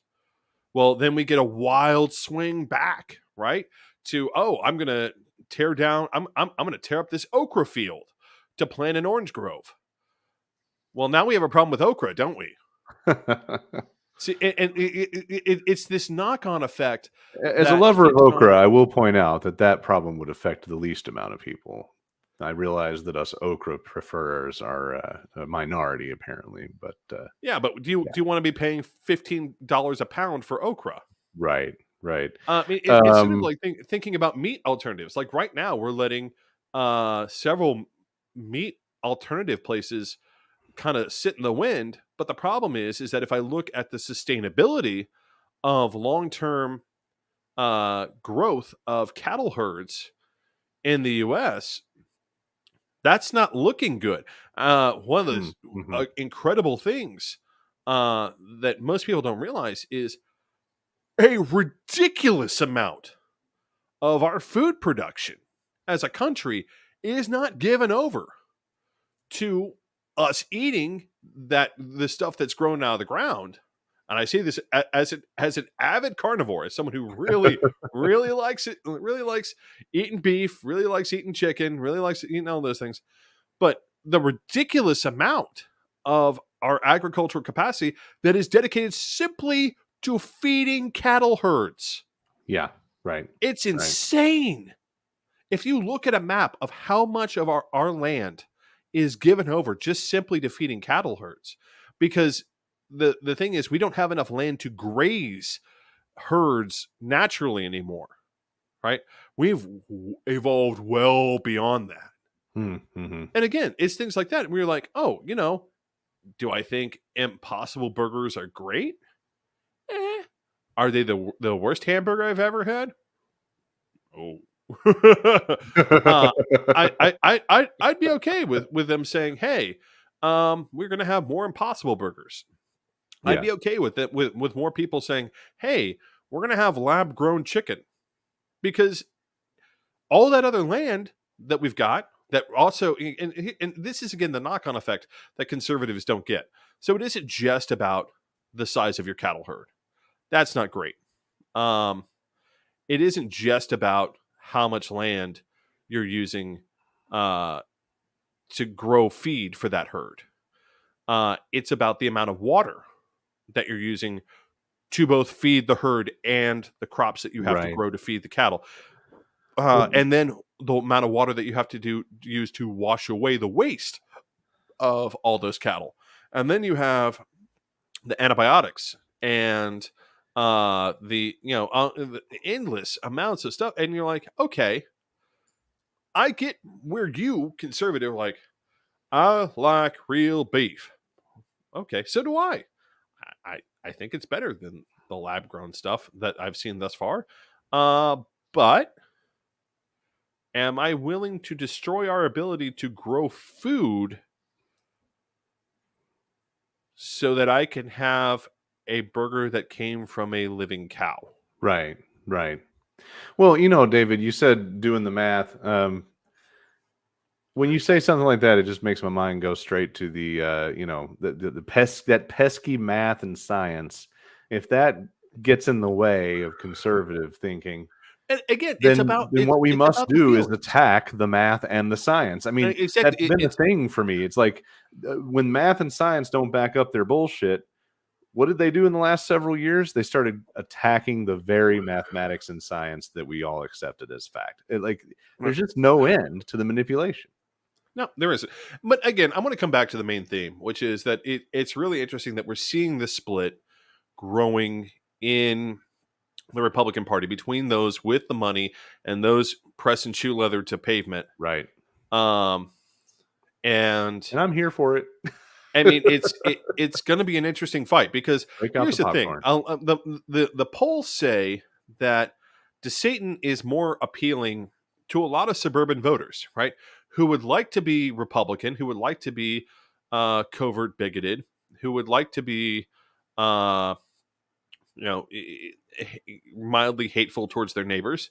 But Trump just makes it too much in their face, right? He's DeSantis too much. honks But if you're a their rural voter, Karen Bobo. right? DeSantis gives them that uh uh oh god, what's the thing that I hate and I think should be federally banned? The neighborhood organization. HOA. Yeah, that. Yeah, DeSantis gives them the HOA vibe. Yeah. He Which makes sense. he does the dirty shit kind of Well, at and the here's the podium other like thing a that's reasonable person. apparently a secret that I never realized until recently. He is a short man. That He is is a tiny, tiny 100% man. not shocking. But I mean, here's the thing: if you send DeSantis out to lower Bucksnort, right, and tiny little Florida guy wants to talk to them about something, they're like, so do we get to kill him? Yeah, And of yeah. course, DeSantis is gonna be like, no. I'm like, well, Trump said we could kill him. And Trump wanders in with his girthy fucking gut and micro penis and screams loudly a lot, and that totally appeals to them. Exactly. They're They like, get it. that's like that's like my uncle Beauregard, uh, you know, Philando Cletus,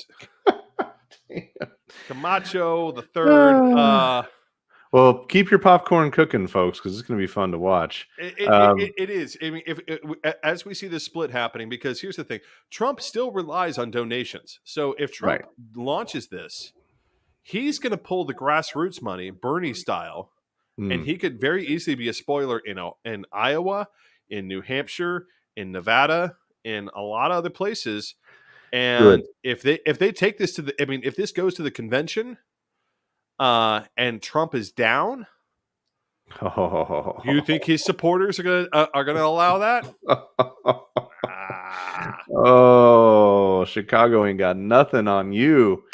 Woo, boy.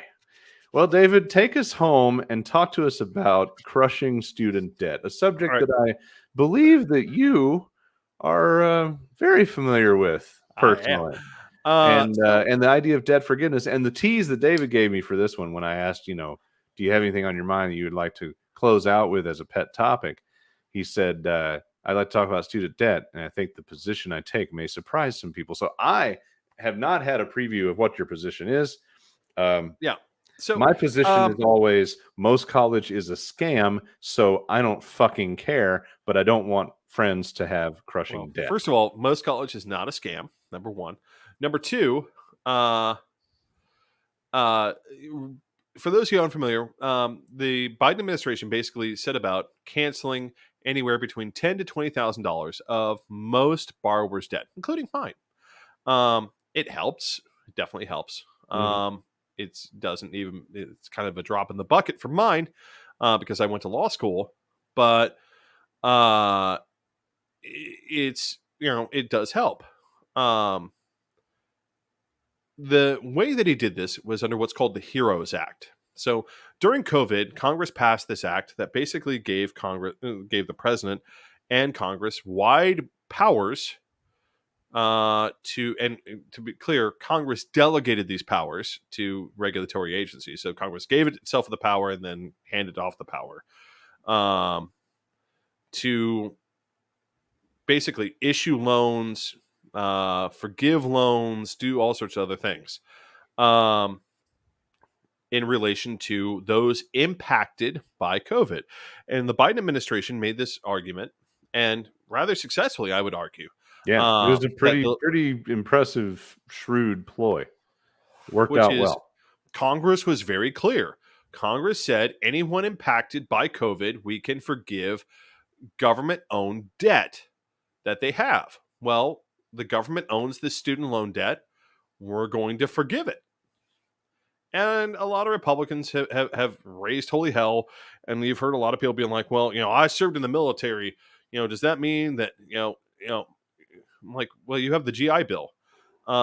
This dishonors my service. I've heard, I had one, Oh I saw one God. meme of a guy who owns a mechanic shop being like, well, the government should forgive the debt that I owe Snap on for my tools. I'm like, you didn't borrow from the government to get those tools, right? That's why it isn't forgiven. You borrowed from the bank, and that's why that's a thing. Education is different than your Snap-on tools. My Um, favorite is the people that say I had to pay my debts, so they should too, without having any regard for the vast difference in college debt from before and now, and all of the well, also, like, orders of just magnitude between them. And again, like we don't like. also, since when did a new good idea need to benefit everybody retroactively? Fuck, I'm actually having this conversation sort of at work because we started a new thing where we're going to give our employees a $100 dinner certificate on their 1, 5, 10, and 15-year employment anniversaries. And one of the I mean, first kind of weak fucking sauce, but pieces of sure. feedback, one of the first fucking pieces of feedback, I guess it's just human nature to be this petty, was people saying, "Oh, my 5-year was last year. What do I get?" Like, you get it at 10. Like, shut the fuck up. Like my first reaction is very much, heartless, Well, I non-empathetic mean, Lucas, like, and sit actually, the fuck down and wait for your next anniversary. of And the challenges brought, one was by a group of people, a group of students. First of all, I want to point out that the main challenge to this behavior, coming out of Missouri, the Missouri argued just to clarify where they're coming from, Missouri argued that they get a cut, right, of Yeah. these student loans. Because they needed to argue damages to be able to argue against Right. They get a cut of these student loans from this private student loan it. Yeah. issuer. Right. And the student loan issuer said, "We're okay with this." Right. Um, and Olivia, I want to point out your comment because it's kind of going to lead into where I think I'll surprise people. I'm all for debt relief without reform. It's just cranking back the clock on the bomb a little bit. It's very true. I agree with that. One of the other arguments was a group of people arguing, well, I didn't receive enough money. Now that got tossed pretty quick by the What? Supreme Court. They were like, you don't get to argue that. This is silly. Like their argument was, I didn't receive enough money, so therefore no one should receive any money. Enough money as in what? Enough relief? Of debt relief. Oh, for fuck's sake. You Yeah. know, nobody likes incrementalism, but shut the fuck up and take what Right. you can get So done. here's the thing. God. I want to point out, it is very clear from the HEROES Act that the president has this power. However, and I will say this from my perspective because this is my pet, he shouldn't. Shouldn't have the power or shouldn't use it? Shouldn't have this power. This is clearly an issue. So the court raised the issue of major questions, which in terms of jurisprudence Mhm. is this idea that certain things really need to go back to Congress because they have massive impact. Mm. Now, I don't think that this qualifies for major questions. I don't think this qualifies at all. I think Congress knew exactly what they were doing. They made it very clear. They Mhm. said anyone impacted by COVID and if they have government debt, we can relieve that debt. Period. There is no major question to have further here. It's already been answered. Congress was very clear. Were they giving that answer, though, in the Trump administration? So that this is yet another issue of good for us, but not good for you. Yeah, I mean, if I'm correct, the HEROES Act was passed under the Trump administration. I'm gonna double check that. Yeah, double check that. But I mean, the main problem is this: is that with this amount of money, yes, Congress, in my opinion, Congress should have a say. And furthermore, Congress should have a say to say, no, we're going to completely reform how we handle student debt.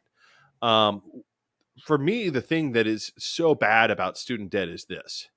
You can't discharge it in bankruptcy. That's the problem.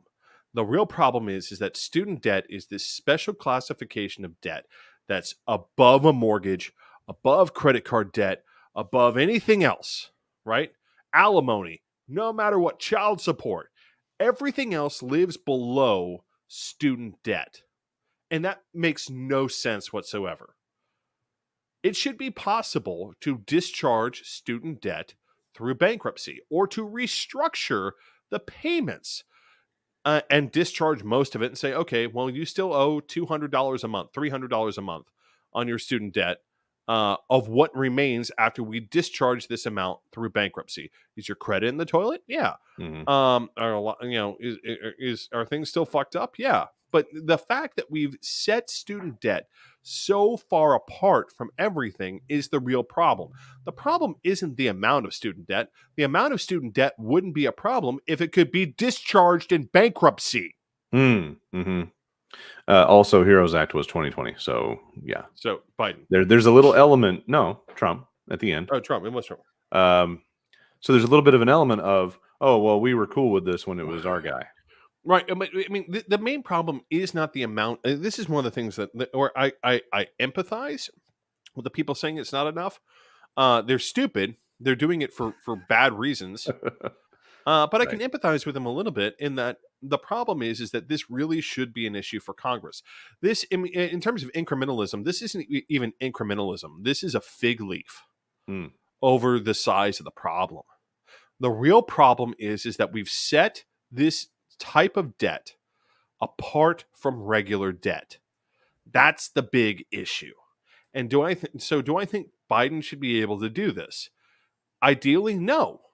I don't think he should. I don't think any president should be able to wave a magic wand and simply declare that a bunch of money owed to because here's the thing that I would point out. if I'm a major corporation and I borrow a lot of money, and because we've already seen this happen, right? So what? I get my friend in the White House, and all of a sudden I don't owe that money anymore. Right. It's Yeah. I'm there's a sure Ford would problem. have loved to have pulled that off and Oh been able to Jesus just be forgiven Christ! for all their stimulus. And GM did essentially. They had Congress pass another act to basically relieve them of most of the debt that they owed the United States government. And this is the problem: is that the core issue is not. I mean, the reason colleges are doing this, the reason universities are doing this, the reason all these organizations are doing this is because they know that no matter what, they have you by the balls for your entire life. Hmm. If if I could go tomorrow and argue, and justifiably, by the amount of debt I owe for my law school loans, be like, I'm bankrupt. Hmm. Law school would never cost as much as it does. Fair Medical point. school Yeah. would never cost as much as it does. All these colleges would never charge this much because they would know that trying to charge this much They'd never get would it. end up with people just turning around being like, I'm declaring bankruptcy and discharging a majority of this debt. Pretty valid point. Yeah. I I like that take. I like that take on it. I'm always a fan of a take on a topic that points out that the fight we're having is the wrong fight. It's always interesting to me to hear an angle like that, and I that's a good angle. I can't say that I disagree with your angle on it. I mean, that this is the key fight that we need to be having on student loan debt. The key fight that we need to be having is not the size of the debt. That's not the issue. This debt was made in bad faith. Most of these borrowers have already sold or written off the debt, right? They know it's unpayable. And in fact, they've turned around and they've already done exactly what most lenders do, which is they've created a massive tax soak for their investors. Yep. Right? Just like airlines, just like anything else. Oh, I'm going to invest in a student loan company.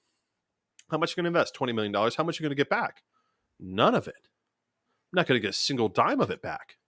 Instead, I'm going to write down $20 million on my taxes for the next 20 years. Because they know it's unpayable. Right? Yeah. The only purpose of it at this point is as a tax soak and as the power to continuously crush people trying to rise up the social ladder, right? Because that's what we were told to do. Go to college, and with that college education, you now have access to a higher tier of job. You got to work your way up. Yeah, right. And Easy of for course, them to say. the reality is, in a hyper capitalist world, that didn't pan out. That didn't pan out for me. That it hasn't panned out for a majority of Americans. Right. They went to college. The majority of people who went to college have not seen these $100,000 jobs. They played by the laps. rules. They did what the swindle told them to do, and now look. And so here's the thing, and this is where they're really afraid. Is if I can declare bankruptcy, right, and discharge the majority of my debt as unpayable, then first of all, one of the nifty things about the bankruptcy is they don't get to write that down. If you declare bankruptcy and they have to revise your mortgage down, this is one of the interesting things about bankruptcy, and one of the things that has them, I think, annoyed and kind of scared, is the law assumes that they made a bad bet. Because I showed up at the court, and the court said, no, this isn't a bad person. They just simply can't pay. And if I'm not a bad person, then my failure to pay is not, tax deductible, right? If I haven't committed some sort of fraud against the bank or against my lender, which I haven't, then the entire equation changes. The real problem is that colleges and universities have relied on this idea that they can continuously ask America's public to basically write off the taxes of Trump wannabes by letting them invest in lenders, and then for those lenders, they can always show a loss and always show revenue based on the fact that you can't discharge this debt in bankruptcy. And that's the real fight that needs to happen. That's what Congress needs to fix. I don't think the solution is the president being able to wave a magic wand and making debts disappear. I think the solution has to be from Congress. That's a completely reasonable take. I think that's something that needs to become part of the conversation. More people need to maybe start talking about that. I didn't even really fully understand the bankruptcy piece until you explained it tonight. So that's really good to know. All right. Well, it's time to have a little programming note because we've got a chaotic month of March. I actually just noticed, I pulled up my calendar and I was counting. There are 5 Thursdays in this month, which is also kind of cool because that means there's 5 paydays in this month. But I am in and out. So next week is my birthday, and I have birthday plans with the family, which means next week is a solo David adventure for all to enjoy. And then we're going to be back on the 16th, which should probably be our St. Patty's themed show, since it's the day before St. Patty's Day. If we can get our shit together, we may ask a couple of you out there to join in on the party. Bring your Irish beer. No need to make it green. That's stupid. And then we've got the 23rd, where I will be on a train on the way to LA. So I will not be able to do that show. Probably looking at another solo David excursion on that one. And then on the 30th, I'm hoping, while I'm out there in California, to grab our friend of the show, Rob, go find a brewery, and do a broadcast from there, joining in with you. So that'll be fun. So it's going to be a busy back and forth month. So keep your eyes peeled on our Facebook page for the flow and the themes and the things. So that's it for tonight. Get all sorts of alone time with me. Yeah.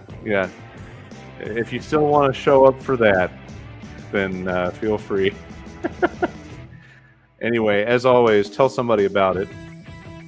Subscribe to the show, like the things, do the stuff. We hope it's a little bit of fun for everybody. We're working on some new efforts we'll tell you about soon. Hopefully during all this March chaos, we'll be developing some new things that we throw at you in April. But yeah, feel free to post this, send it to your crazed right-wing uncle, piss him off real good, whatever you want to do with it. Live on YouTube and Facebook, and always sitting there in the library for sharing, so go nuts, right? Anyway, David, it's that time. We have to tell the people what to do, and that thing they need to do is to have a good night. Good evening. And good luck.